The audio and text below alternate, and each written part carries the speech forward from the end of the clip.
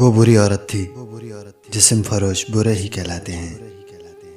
پھر اسے ایک مرد ملا، بہت پیسہ تھا اس کے پاس، اور وہ کوئی نیکی کرنا چاہتا تھا، بڑی نیکی۔